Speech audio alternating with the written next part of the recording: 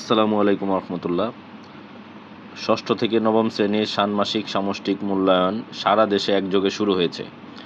এখানে আমাদের যে মূল্যায়ন নির্দেশিকাগুলো দেওয়া হচ্ছে, সেখানে একজন পর্যবেক্ষকের কী দায়িত্ব, বিষয় শিক্ষকের কী দায়িত্ব, এ নিয়ে আমরা প্রায় একটু ঝামেলার মধ্যে আছি এবং এখানে কয়েকটি ছক নিয়েও আমাদের ঝামেলার আছে। তো এগুলো একটু ক্লিয়ার করার চেষ্টা করবো আজকে। আগেই বলে নিই, মূল্যায়ন নির্দেশিকায় প্রতিটি বিষয়ের মোট 5টি করে ছক দেওয়া থাকবে। পরিশিষ্ট 1, পরিশিষ্ট 2, 3, 4 এবং 5। পরিশিষ্ট 1, পরিশিষ্ট 2 এই দুইটা ছক পর্যবেক্ষকের জন্য, অর্থাৎ যিনি শ্রেণীকক্ষে মূল্যায়ন পর্যবেক্ষণ এবং পরিচালনা করবেন। এটা বিষয় শিক্ষকও হতে পারে এবং অন্য কোনো শিক্ষকও হতে পারে।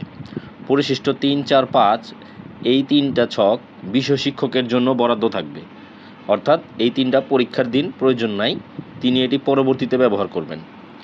আচ্ছা, এখন আসা যাক পর্যবেক্ষকের জন্য বা প্রত্যবেক্ষকের জন্য ছক 1, ছক 2।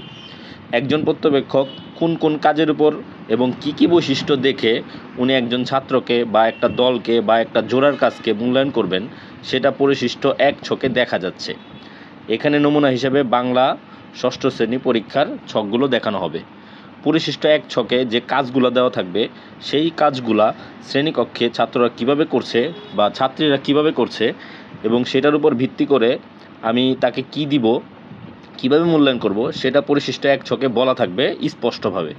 এবং তাকে আমি যে মূল্যায়ন করব, সেটা আমি মূল্যায়ন করব হচ্ছে তার যে ডাটাটা, সেটা পরিশিষ্ট ছক 2তে আমি টিক চিহ্ন দিব। অর্থাৎ পরিশিষ্ট ছক 1 দেখে তার ডাটাগুলা আমি পরিশিষ্ট ছক 2তে সংরক্ষণ করব বা দিব। এইটুকু হচ্ছে পরীক্ষার দিনের কাজ।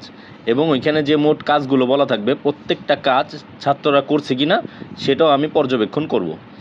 এবার পরীক্ষা শেষ হলে খাতাগুলো এবং পরিশিষ্ট 1, পরিশিষ্ট 2 যে ছকগুলো, এই ছকগুলো আমি বিষয় শিক্ষকের কাছে জমা দিব। বিষয় শিক্ষক এই ছকগুলো এবং খাতা তিনি নিয়ে নেবেন এবং তিনি তার সুবিধামতো সময়ে খাতাগুলো মূল্যায়ন করবেন। এখন খাতা মূল্যায়ন উনি কীভাবে করবেন, সেই জন্য প্রয়োজন হবে পরিশিষ্ট ছক 3 এবং পরিশিষ্ট ছক 4।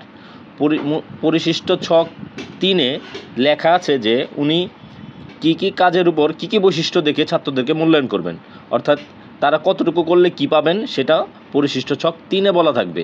পরিশিষ্ট ছক 3-এর উপর ভিত্তি করে ছাত্রের মূল্যায়নের ডাটা আমি পরিশিষ্ট 4-এর মধ্যে সংরক্ষণ করব তাদের আইডি নাম্বারের সাপেক্ষে। অর্থাৎ পরিশিষ্ট ছক 3 দেখেই আমার তাদের মূল্যায়ন করতে হবে, তাদের খাতায় কি আছে সেটার উপর ভিত্তি করে।